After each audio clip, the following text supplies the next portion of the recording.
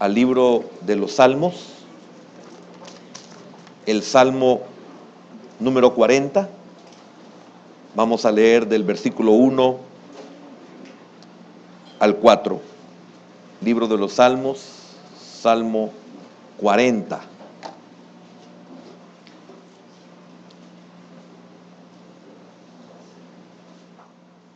Dice así la palabra de Dios: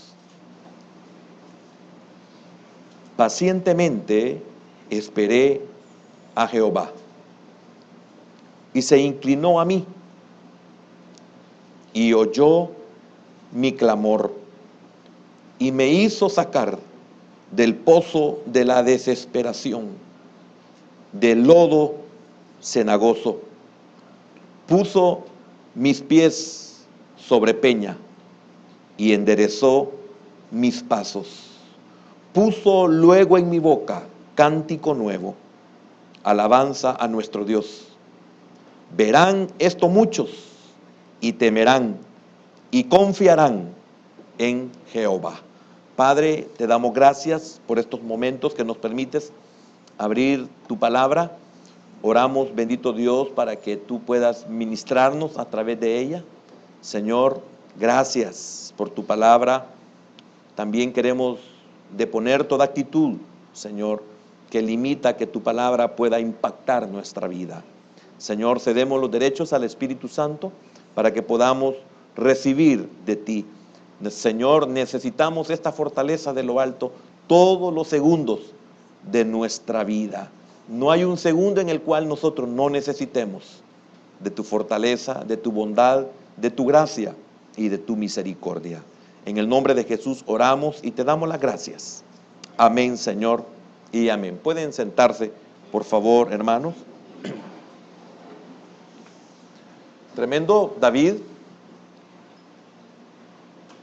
A veces creemos, cuando pensamos en un rey, cuando pensamos en un guerrero de la talla de David, cuando sabemos que cuando Dios lo halló y dijo de él: me he hallado a uno que es conforme a mi corazón. Difícil no pensar de esta manera cuando, por la gracia del Señor, hemos pasado años, pero de verdad años, estudiando la vida de David. Hemos estudiado el ungido de Jehová durante aproximadamente 5 años. Del Salmo 119, creo que ya estamos llegando a los 5 años, o ya pasamos de los 5 años. Y tenemos una base como para poder pensar de la manera en que lo estoy expresando. Cuando leo estos versículos, cuesta creer que es de aquel hombre del cual Dios dijo: he hallado a uno conforme a mi corazón, he hallado a uno que hará todo lo que yo le mande. Es difícil creerlo de un hombre que se dijo y se le llamó el dulce cantor de Israel. Es difícil creerlo en aquel que es figura de Cristo. Es difícil creerlo cuando encontramos nosotros que David era prácticamente llamado el rey de toda la tierra. Nadie podía vencerlo, Dios estaba con él. Derrotó a un gigante, etcétera. Recordamos tantas cosas de David, y cuesta creer que estos versículos, o todo el capítulo, pero estos versículos, cuesta creer que se refieren a la vida de David. Que este hombre llegó a decir: pacientemente esperé a Jehová. Cuesta creerlo. Nosotros, en nuestra naturaleza caída, somos ministrados y quizás llegamos a comprender más y a creer en cuanto a lo que el mundo nos ministra, con los superhéroes, por ejemplo. Eso quizás ministra más que cuando estábamos en el mundo, que lo que puede ministrar la palabra de Dios en un hombre como David, en un hombre como Abraham, que dejó su tierra y dejó su parentela un hombre que no tenía la necesidad de salir de tierra de Ur de los Caldeos. Sin embargo, él obedeció a Dios y salió sin saber a dónde se dirigía. Solamente salió porque creyó que el que lo llamó lo guiaba. Y es por eso que es admirable cuando también encontramos ciertas circunstancias en la vida de Abraham, pero su principio, Abraham, fue bien difícil. Salió sin saber para dónde iba. Él únicamente recibió la palabra del Señor: vete de tu tierra y de tu parentela a la tierra que yo te mostraré. Se necesita fe, hermano. Dice la Escritura que Abraham le creyó a Dios y le fue contado por justicia. Y todo lo que Dios le prometió, todo Dios lo cumplió. Entonces, es tremendo cuando sabemos quién era David y que él escribió: pacientemente esperé a Jehová. Una de las cosas por las cuales quiero comenzar el tema de esta noche, así se llama: pacientemente esperé.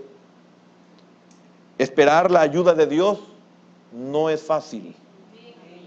No es fácil. ¿Por qué? Porque no es así nomás.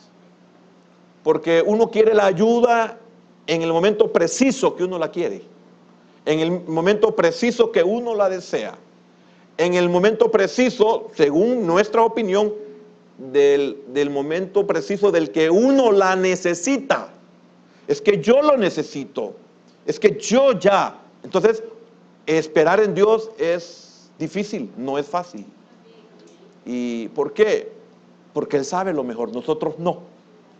Él sabe por qué dilata, Él sabe por qué apresura, Él sabe por qué dice no, Él sabe por qué dice sí, Él sabe por qué guarda silencio. Y quiero decirle algo, que siempre estamos peleando una batalla. Solo Dios sabe las batallas que nosotros tenemos en nuestro interior. Solo Dios sabe los pensamientos que nos ponen, como le dijera, nos turban. Solo Dios sabe. A veces la gente nos ve reír, sin embargo Dios nos ve llorando cuando nosotros reímos. Porque muchas veces reímos por no llorar. A la gente a veces solo ve nuestro exterior o ve únicamente lo externo en nosotros y tiene una mala apreciación de nosotros porque solamente está viendo lo de afuera. Sin embargo, Dios conoce todas las cosas y Dios sabe siempre qué es lo mejor para cada uno de nosotros. David habla de la experiencia de la misericordia de Dios en un tiempo de crisis. La misericordia de Dios es siempre. La misericordia de Dios, dice la Escritura, que es nueva cada mañana. Pero nosotros, como no estamos necesitados, no vemos que esta mañana fue nueva su misericordia.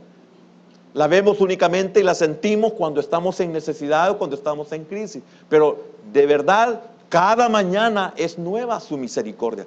Si no fuera por esa misericordia que sale junto con el día, nosotros fuéramos destruidos. Pero no lo sabemos. Por lo tanto, no hay razón por qué agradecer. Hemos aprendido de que decirle al Señor gracias, en nuestra oración incluimos esto: gracias por todo lo que has hecho y que yo no lo supe. Gracias por todo lo que has hecho y yo no lo vi o no lo sentí. Pero no dudamos, porque así como tenemos a un Dios todopoderoso, así también tenemos a un enemigo que tampoco se ve, que está agazapado esperando la oportunidad, porque también él actúa en oportunidad. Él también espera pacientemente el tiempo para tomar el derecho que nosotros estamos cediendo. Es como la figura que encontramos muchas veces en la naturaleza, en la fauna, por ejemplo. Cuando encontramos nosotros en un río a un cocodrilo que lo están observando y ahí pasa tranquilo, no se mueve. Él está esperando pacientemente porque sabe que una víctima va a llegar a beber agua. Sabe que va a tener sed y tiene que llegar a beber. Y ahí está agazapado, ahí está sin moverse. Es el animal, se cree más paciente. Espera a su presa el tiempo que sea necesario. Así está el enemigo. Como estaban agazapados los príncipes de Gat, si no me equivoco, cuando querían destruir a Sansón, al juez de Israel, al siervo de Dios. Ahí estaban agazapados, esperando que él revelara el secreto de su Dios para caerle encima. Y es por eso que nosotros debemos de esperar pacientemente, porque también tenemos un Dios que no duerme. Tenemos un Dios que no descansa. Tenemos un Dios que sabe lo que está haciendo. Entonces, David sabe el valor de perseverar en la espera, de perseverar en la oración, de perseverar en el confiar. Es difícil perseverar en un momento de crisis. David nos enseña que sí se puede esperar con paciencia. El énfasis en el hebraísmo es: esperé esperando. No me desesperé, me deposité en las manos de Dios. Todos nosotros debemos de aprender a depositarnos, especialmente cuando nosotros estamos conscientes de que Dios siempre ha tenido la razón y nosotros nos hemos equivocado, aunque muy pocos podemos realmente reconocer que nos hemos equivocado. No necesariamente hemos hecho algo en el momento, pero tenemos años de hacer cosas, como el hecho de ser rebeldes a la voluntad de nuestro Dios en nosotros, a ser rebeldes al llamado de Dios para nuestra vida, a ser rebeldes a que debemos de aprender obediencia y debemos de aprender humildad. No perseveramos en eso. Tenemos que ser tratados y comenzaremos a ¿cómo le dije? A perseverar, gracias. A perseverar. No es fácil perseverar, pero es necesario que aprendamos. El Señor Jesús, siendo Dios, el Señor Jesús, no teniendo pecado jamás desobedeció. Aprendió obediencia, y obediencia que lo llevó hasta la muerte, y Pablo en la escritura clara, y muerte de cruz. Una obediencia a morir, y no estamos dispuestos a morir. No estamos dispuestos. La obediencia es para morir. Y no hablo de la muerte física. Hablo de la muerte en nuestra voluntad. Por eso, para que el bautismo sea efectivo, se necesita morir, porque el bautismo es sepultar, y no se sepultan a vivos, se sepultan a muertos. Por eso, para algunos, el bautismo no ha hecho absolutamente nada, porque no han muerto. Y alguien que no ha muerto no puede ser resucitado. Hermano, tiene sentido. Nosotros no vamos jamás a engañar a Dios. Entonces, tenemos que aprender a morir. Todo aquel que quiera venir en pos de mí, les decía el Señor. El Señor estaba desanimando a aquellos que de alguna manera tenían interés en Él. Estaba desanimando a aquellos que podían oír algo diferente y muy agradable. Claro que era agradable, era palabra de Dios, era lo que el hombre necesitaba, pero Él se encargó de desanimarlo para que no lo siguieran sin estar conscientes de que tenían que morir, porque el que quiera seguirme tiene que morir. Él iba camino al Gólgota, todos sus seguidores iban a morir también. En Él físicamente para poder hacer su obra de redención, pero nosotros morir en el yo. ¿Cuál es el mayor problema que nosotros tenemos? Nosotros mismos. Mi corazón, mi alma, mi mente. Y qué importante es que aún nuestra mente tiene que ser renovada. Amén.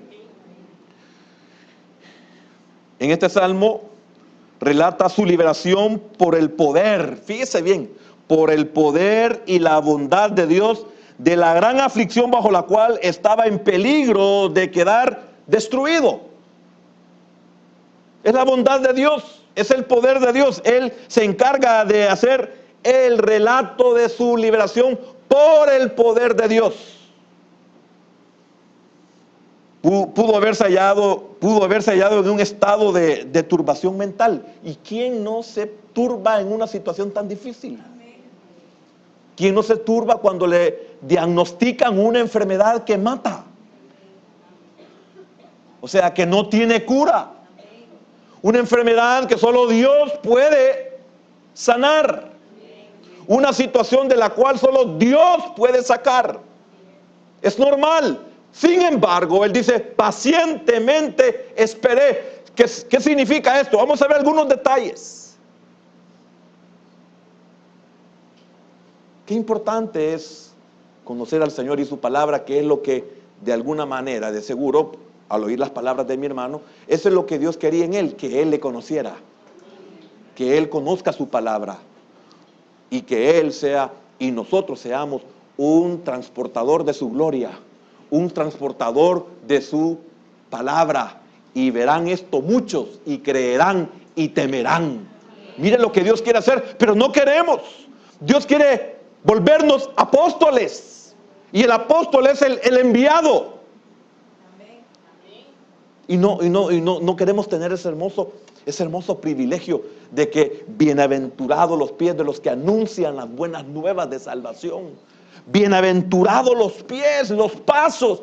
¡Qué tremendo! Pero vuelvo a esto, no queremos morir.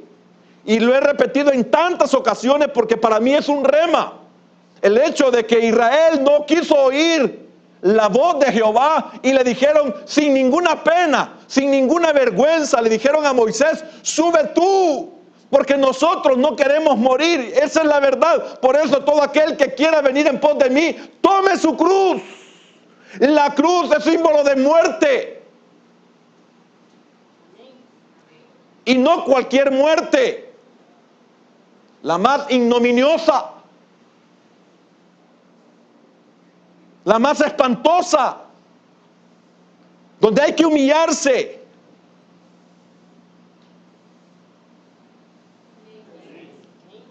Pero todo aquel que quiera venir en pos de mí, tome su cruz y sígame. Él siempre se encargó la manera de desanimarlos. Esto no es un juego, no es una perfección. No somos perfectos, lo sabemos, estamos conscientes. No podremos jamás ser perfectos, pero no vamos a renunciar a nuestra lucha. Pero ¿cuántos no queremos oír? No, la palabra es para los siervos. O sea, estoy recordando, Moisés, sube tú, habla tú con Dios. Oye tú, ¿cuántos despreciamos la palabra? ¿Cuántos no queremos oír la verdad? ¿Cuántos no estamos dispuestos a renunciar? ¿Cuántos no estamos dispuestos a morir? Queremos seguir nuestra voluntad. Entonces, ¿qué esperaremos? ¿Un pozo de la desesperación? ¿Una mazmorra tan húmeda que hay lodo al fondo? Y lodo no cualquiera, no común, no corriente, un lodo cenagoso. Un lodo podrido donde no se puede mantenerse firme, y peor, con una carga. Pero no queremos morir. Si somos hijos de Dios y nuestros nombres están inscritos en el libro de la vida, quiero decirle algo, nos van a llevar para que no nos perdamos. Y cuando las cosas no cambian nuestro corazón, vienen peores. Y eso sí, preparémonos. Porque si usted es hijo, no puede quedarse en el camino. Porque en el Antiguo Testamento encontramos que toda la generación que se quedó en el desierto representa la vida caída de nosotros. Pero toda la nueva generación, toda entró a la tierra prometida. Su vida va a quedar postrada en el desierto, pero su alma no. Acuciado por la conciencia de pecado, claro que sí. Motivado por la conciencia de que hemos vivido como nosotros hemos querido.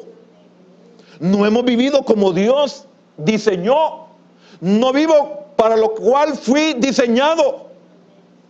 Fui diseñado para que el propósito de Dios se cumpliera en mí, pero yo estoy viviendo como yo quiero. Yo estoy viviendo como a mí me gusta. Yo estoy viviendo como mis padres me enseñaron. Y Dios dice, no es la forma. Está diseñado. Por eso a los que estamos en Cristo, hermano, nada podía satisfacer nuestra vida, sino hasta que Él llegó a nosotros, porque ese vacío solo tenía dimensiones de las cuales solo Él podía llenarlas. Oyó, dimensiones. Por eso muchos se hunden en el alcohol y eso no les llena. Se sumergen en las drogas y eso no les llena, etcétera, etcétera, etcétera, hasta que el Señor llega a sus vidas. Entonces dicen realmente, hoy sí me siento que soy dichoso. Y claro, dichoso el hombre que confía en Jehová. David hace mención del favor que le ha dispensado Dios a liberarle o a librarle de un grave aprieto, y le atributa alabanzas a Dios con gratitud. Pacientemente esperé, dice David, esperando esperé. ¿Por qué? Aquí hay algo muy lindo. ¿Por qué? ¿De qué estaba consciente David? ¿Que acaso David era un ignorante de Dios? No. ¿Que acaso él desconocía su palabra? No, solo leamos el Salmo 119 y nos quedamos con la boca abierta de todo el conocimiento y de toda la revelación y de todo el rema. El Salmo 119 es el rema de la vida de David. Lo que llegó a comprender, lo que está haciendo que muchos de nosotros estemos cambiando en muchas áreas de nuestra vida. Ese Salmo 19, espero que sea una bendición, como ha sido una bendición para mí. ¿De qué estaba consciente? Cuando dice, pacientemente esperé. Mire qué importante esto. No esperaba alivio de ninguna parte. Él sabía que nadie le podía ayudar. Por lo tanto, él no esperaba alivio de ninguna parte, sino de Dios. Él sabía de dónde y cómo se encontraba. Solo Dios lo podía liberar. Pacientemente esperé. No hay otra opción. Cuando nosotros no conocemos a Dios, estamos confiando en esto, en esto y aquello. Y hasta que se nos derrumba y ya no hay nada en qué confiar, ni nadie en qué confiar, entonces es que entiendo y digo, voy a esperar en Él. Claro, si es tu última opción. ¿Y quién no va a esperar con la última opción? ¿Y quién no va a creer en el último cartucho? Pero David estaba consciente de esta verdad. Por eso él dice, pacientemente esperé. No espero alivio de ninguna parte. ¿Y usted en quién está confiando?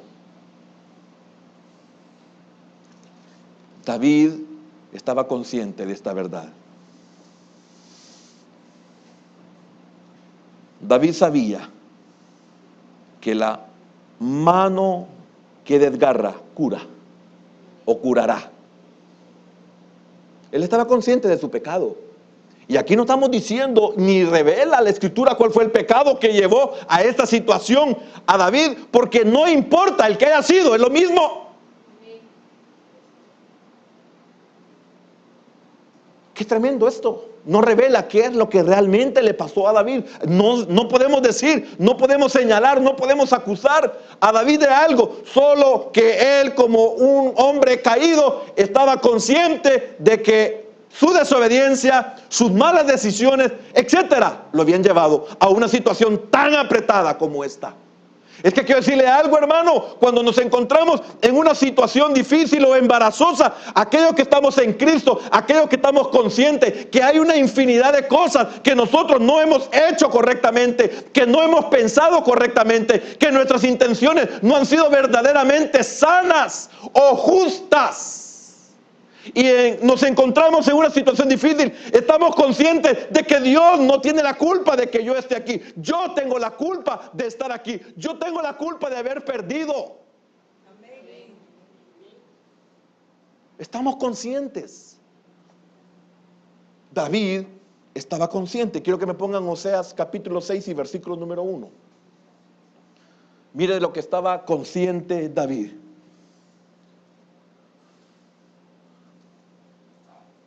Seis, 1.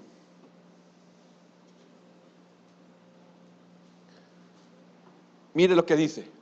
¿Cuánto necesitamos esta palabra?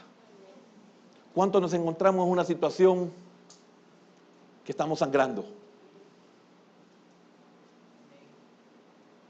¿Cuántos decimos que estamos en Cristo, estamos felices, estamos con gozo, pero estamos sangrando? Venid y volvamos a Jehová, porque Él arrebató, porque Él desgarró y nos curará, hirió y nos vendará. David sabía eso. Y si nos vamos al libro de Job, capítulo 5, versículo número 17 y 18. He aquí, bienaventurado es el hombre a quien Dios castiga. ¿Que acaso Dios tiene un garrote para darnos? No, tiene leyes. Lo que el hombre siembra, eso cosecha. Entonces sabemos por la palabra de Dios que Dios no castiga. Nos castigan nuestras malas decisiones, nos castigan nuestros errores, nuestras equivocaciones, nuestros caprichos, nuestro orgullo. Porque después que se le presenta la medicina a Naamán, ¿por qué seguía con lepra? ¿Por qué tenía que regresar avergonzado de nuevo a Siria? Si Dios le había dado ya la medicina, era su orgullo. Entonces, ¿por qué sigues con lepra? Porque quieres hacer lo que tú quieres y nunca podrás, Naamán, a menos que te zambullas, a menos que te humilles. En una humillación verdadera, representa el número 7, en una humillación genuina. Puedes engañar al rey en Siria, puedes engañar tu casa en Siria, puedes engañar a tu ejército, a tus criados. Que los criados al final vinieron a ser más humildes y más inteligentes que el propio general cuando le dijeron, pero qué gran cosa le pide el profeta a mi señor que no lo puede hacer. ¿Y qué pierde pues con hacer caso? ¿Qué pierde con obedecer? Y él, oyendo el consejo de sus criados, reconoció. He aquí, bienaventurado es el hombre a quien Dios castiga. Por tanto, no menosprecies la corrección del Todopoderoso. Versículo 18. Mire qué precioso. Porque Él es quien hace la llaga y Él la vendará. Él hiere y sus manos curan. Esto lo sabía David. De no ser así, o sea, David está consciente que no habría remedio. No habría remedio. ¿Cuánto estamos conscientes de que si no es Dios quien nos sana, no hay remedio? ¿Cuánto estamos conscientes de que si Dios nos ayuda, no salimos? ¿Cuánto estamos conscientes de eso? Si Dios no obra, yo no sano. No importa que la tecnología, no puede haber cura, entre comillas, en cuanto a los adelantos científicos. Sin embargo, si Dios dice que no, aunque te den el mejor tratamiento, no curarás.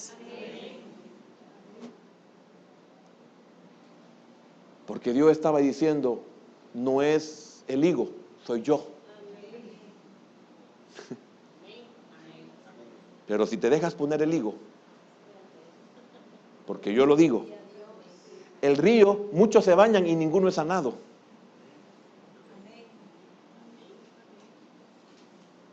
Y aunque vayan a Habana y a Farfar, como tú dices, tampoco son sanados. Habana y Farfar no son mejores, de Damasco no son mejores ríos que el Jordán. Sí, pero allá no hay profeta. Sí, pero allá no hay Dios. Sí, pero allá jamás va a haber humillación. Y como allá no hay humillación, Dios te ha traído a su tierra, a su iglesia, para que te zambullas.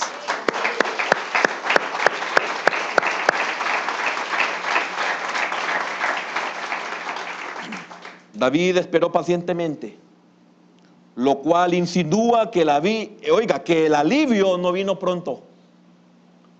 Pacientemente esperé. Él estaba consciente que el alivio no venía pronto. El alivio no venía solamente porque voy a orar. El alivio no venía porque voy a ayunar. El alivio no venía solamente porque me voy a humillar. No. Él sabía que tenía que orar. Él sabía que tenía que ayunar. Él sabía que tenía que humillarse. ¿Y qué? Y esperar hasta que Él diga. ¿Por qué? Porque tiene que ser en el tiempo que Él dice. Tiene que ser en el tiempo que Él ha preordenado. Y usted me entiende lo que estoy hablando. Tiene que ser en el tiempo preordenado, o sea, en el preordenamiento, lo que Dios estableció para que yo camine. En cada uno de esos tengo que respetar su kairos o kairos. No el cronos, el kairos. Tengo que esperar el tiempo de Dios, no el tiempo cronológico en el cual yo puedo hacer con Él lo que yo quiera. Yo puedo proyectarme y no va a pasar nada. Tiene que ser en el tiempo de Él.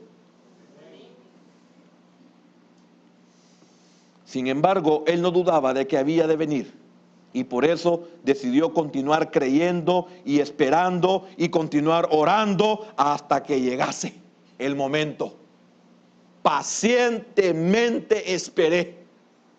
Siguió orando pacientemente. Siguió esperando pacientemente. Siguió ayunando si es que se puede ayunar.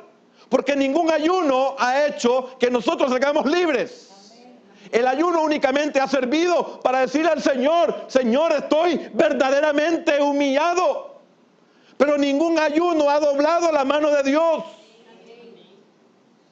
Yo no digo que no es necesario el ayuno, claro que sí. Pero el ayuno no es un medio para que Dios haga lo que yo quiero. Yo le voy a ayunar 7 días y Dios me va a sacar. No, te va a sacar aunque ayunes o no ayunes, para que la gloria sea para Él y no por tu sacrificio. Porque entonces se te cuenta como salario. Y ya no es por gracia. Entonces tú lo hiciste y no Dios.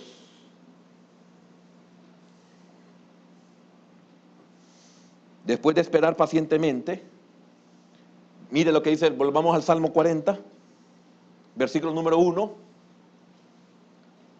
Pacientemente esperé a Jehová. Ya entendimos todo lo que significa esa parte A del versículo. Oiga, en el tiempo de Dios, pacientemente esperé. Ya estudiamos lo que es pacientemente esperé. Y sigue, y se inclinó a mí. Llegó el momento en que Dios le puso atención y oyó. Me puso atención y oyó en el tiempo en que Él tenía indicado, establecido. Y se inclinó a mí y oyó mi clamor. Ahora, pacientemente esperé y se inclinó a mí. ¿Qué significa eso? Que la demora no significa negación a la petición. El hecho que Dios se tarde no significa que Dios dice que no. Si estás esperando en Dios y no hay respuesta, no es negación. Él está esperando el momento indicado, el momento perfecto. Él sabe por qué no lo hace ya. ¿Se ha fijado que muchas veces nosotros oramos por algo? ¿Y por qué Dios se tarda en darnos lo que le pedimos? Le ponía hace unos meses el ejemplo de que yo estoy pidiendo por esto. Esto es muy importante para mí. Pero es muy importante para mí porque yo ya lo sé que es importante, pero yo no lo valoro. Lo vimos en el caso de la espera de Sarai. Lo hemos visto en la espera de la esposa de Manoa. Lo hemos visto en la espera de todas las estériles. ¿Qué es lo que Dios estaba haciendo? Ellos querían este hijo, o nosotros necesitamos esto, pero yo lo he pedido. ¿Y por qué Dios no se tarda en darlo? Porque si me lo da ya, no lo voy a valorar. Si me lo da ya, no lo voy a cuidar. Si me lo da ya, no lo voy a apreciar. Pero cuando yo no lo tengo y estoy pidiendo al Señor que me lo dé, en ese tiempo Dios me permite que yo me dé cuenta lo que es no tenerlo. Porque ¿cuántos de nosotros hemos estado humanamente, o sea, entre comillas, humanamente, cuántos de nosotros hemos estado bien y no lo hemos valorado? Porque toda la vida hemos estado bien. No supimos valorar lo que millones no tienen. Y nosotros nos podemos dar el lujo de tirarlo, nos podemos dar el lujo de tenerlo aventado ahí. Y hay otros que están deseando lo que nosotros tenemos tirado ahí. ¿Comprende por qué Dios no responde cuando nosotros queremos?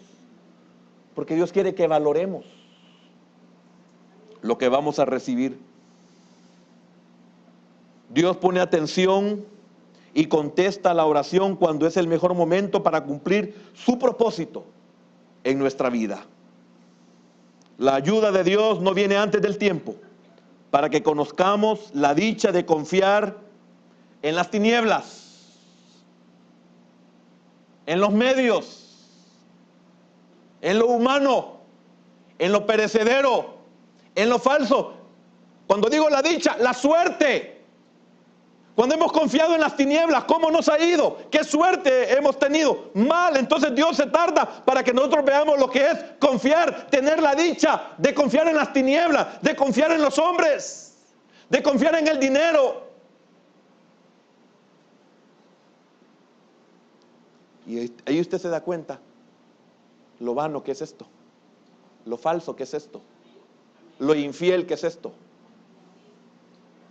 Porque una de las cosas tremendas que yo oí esta tarde, lo que siempre he dicho, cuando estoy mal, ahí me doy cuenta quiénes están conmigo, quiénes son los que verdaderamente me aman o me estiman. Porque en el mundo, cuando usted pagaba las mesas, usted era el mejor de todos y el chero de todos. Pero cuando usted dejó de trabajar, como el don de la sospecha, como que a muchos nos pasó esto, ¿vea? Cuando no teníamos, ya no nos invitaban, porque pues, si no tenemos para pagarles a los parásitos, póngale usted los calificativos o lo que quiera, a estas personas. ¿Por qué ya no somos famosos? Porque ya no tenemos. Entonces Dios muchas veces permite para que veamos quiénes son los que verdaderamente nos aprecian o nos aman. Y ahí nos damos cuenta siempre que son nuestras madres las que siempre están detrás de nosotros, no importa que todo el mundo nos condene.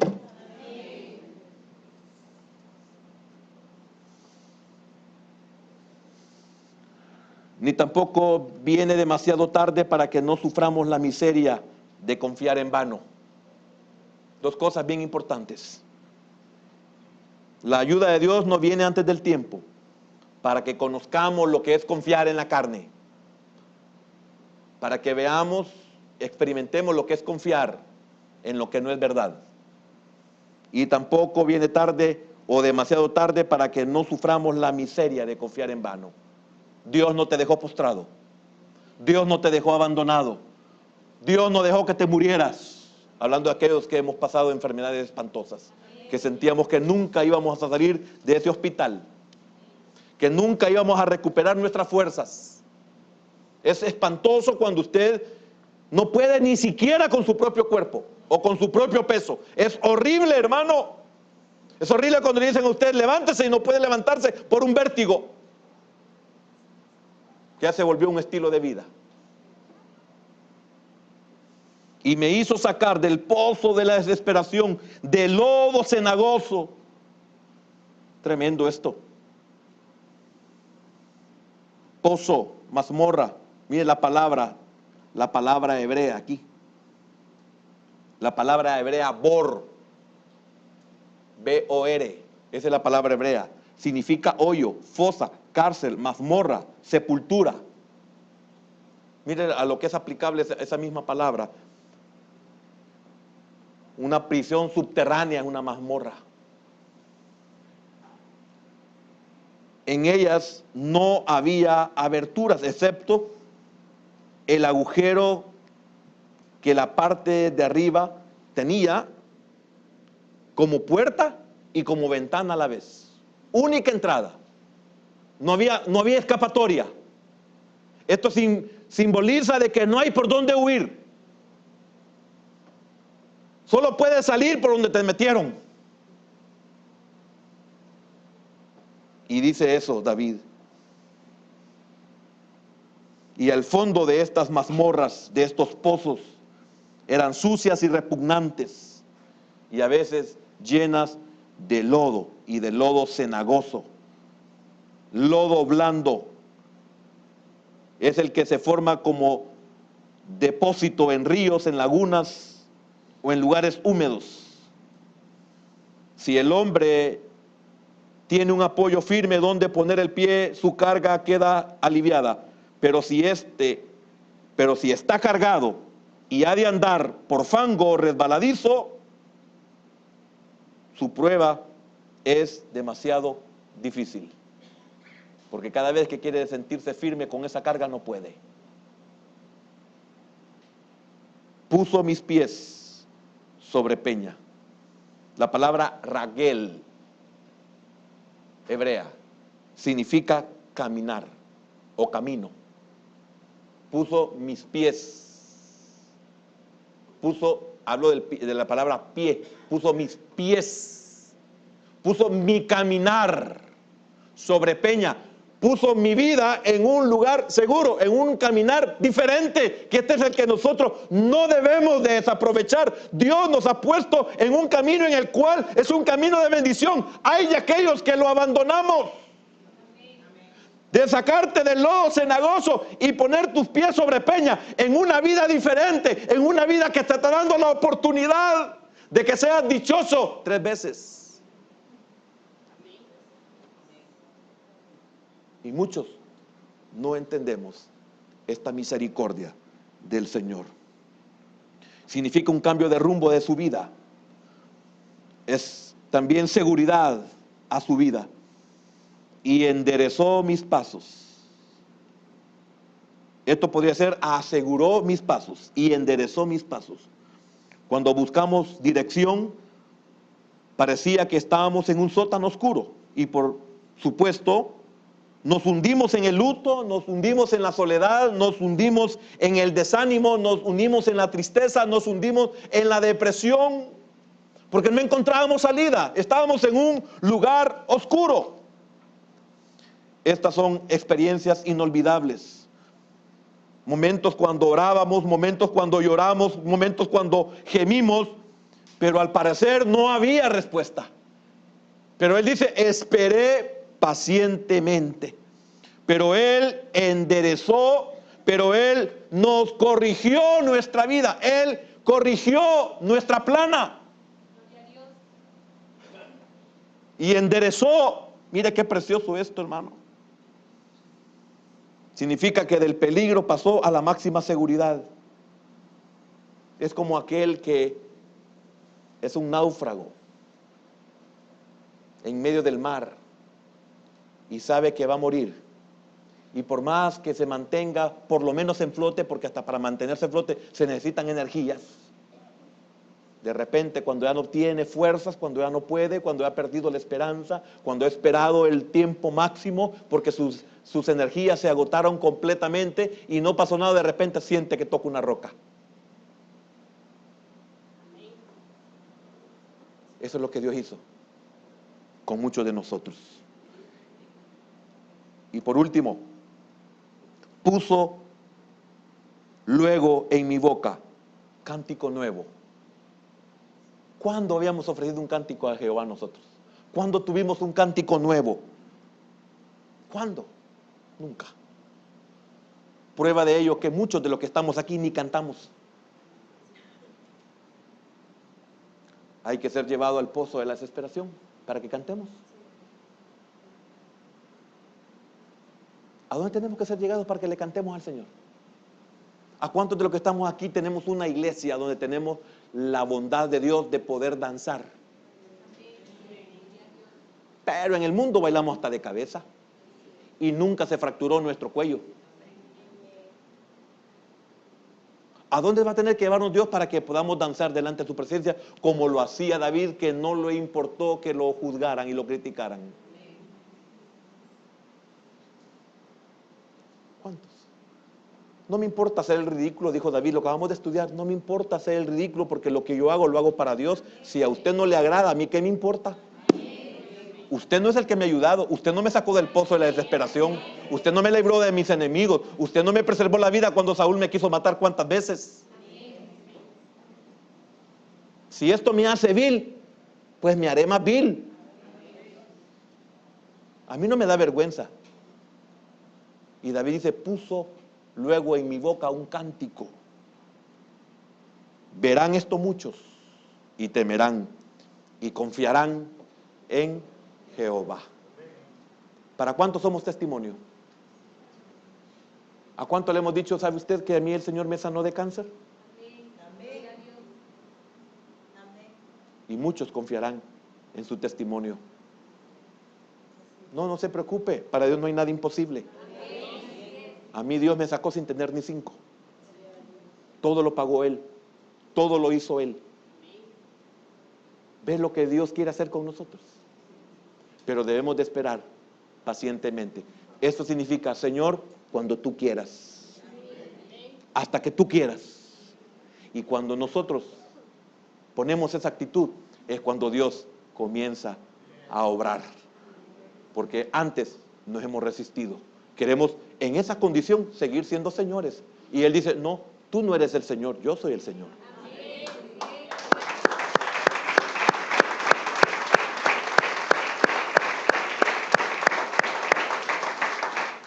Terminemos con la lectura del versículo 4.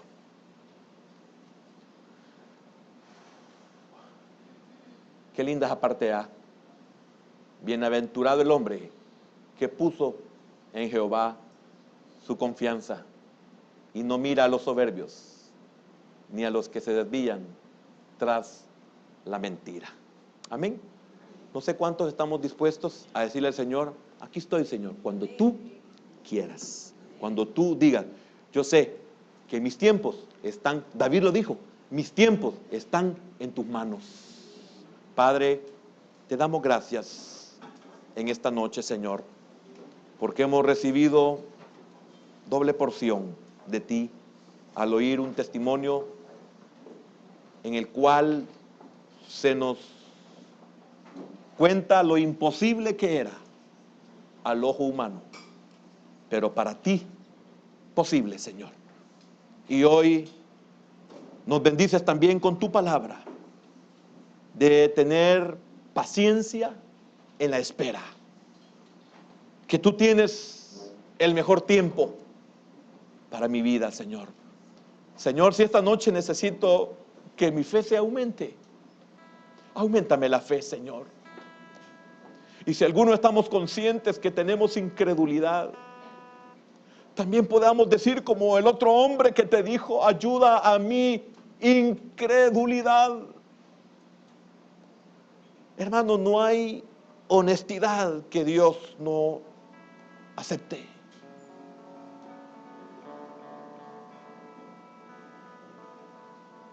Muchos estamos desesperados, pero llegará el tiempo en que Él se inclinará a ti, hermano. Llegará el momento en que el Señor inclinará su oído a ti, hermana, o a usted, hermana, y oirá su clamor, y oirá su oración. Pero cuando Él incline es porque el tiempo de Dios para su vida ha llegado, porque para Él no hay nada imposible. Y no importa el lugar en que se encuentre, de ahí Dios lo sacará. Del pozo oscuro, del pozo donde no hay salida, porque la única que tiene no se puede. Del pozo donde resbalamos en cada intento hasta para caminar.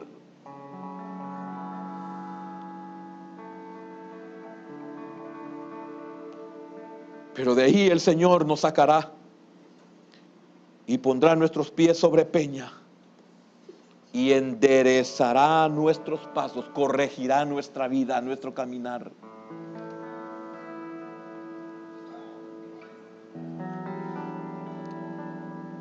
Gracias, Padre, en esta en este día, Señor, porque ha sido un día maravilloso para los que amamos tu palabra, para los que amamos tu misericordia. Ha sido un día muy especial, Señor. Y recibe, Padre, toda la honra y toda la gloria, porque dirán: grandes cosas ha hecho Jehová con estos. Y David dice: verán esto muchos. Tu vida es fortaleza para muchos. Tu Dios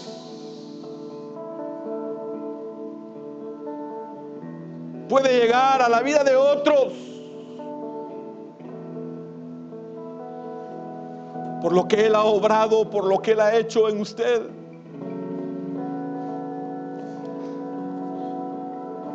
Aunque no habláramos, nuestra vida es un testimonio. Aunque no lo contáramos, nuestra sanidad es un testimonio. Aunque nos quedemos callados, nuestra liberación es un testimonio. Pero aquellos que estamos todavía sumergidos, pacientemente esperemos, porque llegará el momento en que Él inclinará su oído y escuchará nuestro clamor y oirá nuestro gemir y te sacará del pozo de la desesperación y pondrá tu vida en lugar seguro, en lugar firme, en lugar inconmovible.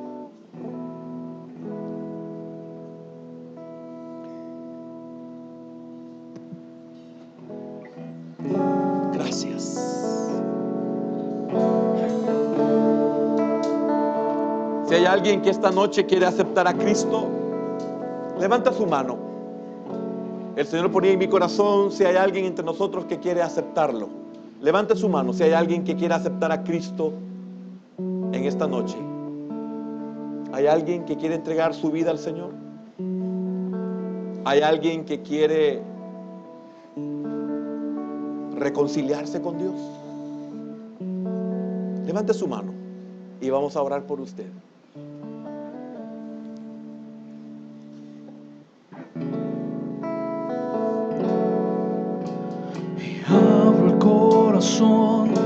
Y las ventanas cuando empieza la mañana, por si quieres hoy venir.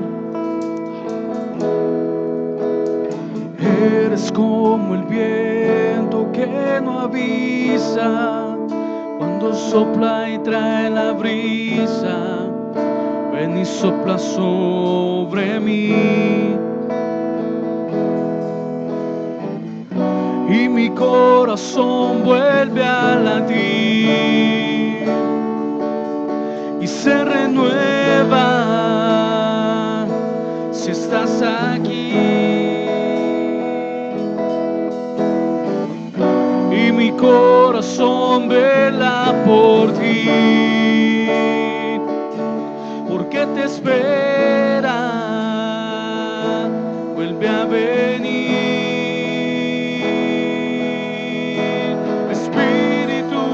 Dios, ven a mi vida como lluvia que tardó y al desierto vida dio.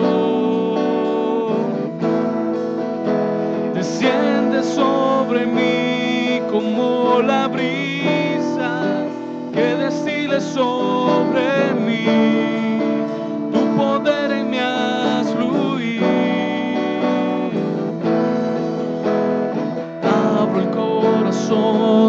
Y las ventanas cuando empieza la mañana, por si quieres hoy venir. Eres como el viento que no avisa, cuando sopla y trae la brisa. ven y sopla sobre mí. Y mi corazón vuelve a latir y se renueva si estás aquí. Y mi corazón vela por ti, porque te espera, vuelve a venir.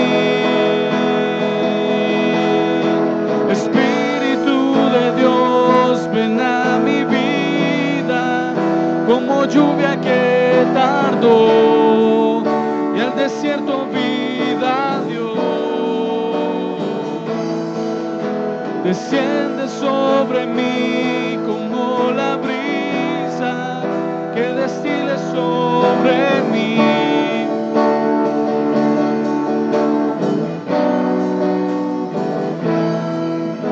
Desciende sobre mí como la brisa que destile sobre mí. Tu poder en mí haz fluir. Sí, Señor. Gracias por tu palabra, Padre. Señor, y por tu fidelidad, Señor. Gracias porque siempre estás con nosotros y siempre fortaleces nuestras vidas, Señor. Gracias por tu bondad, Señor. Y gracias por tu palabra, Señor, que ha alimentado nuestra alma, Señor. Llévanos con bien y con paz en el nombre de Jesús. Amén y amén.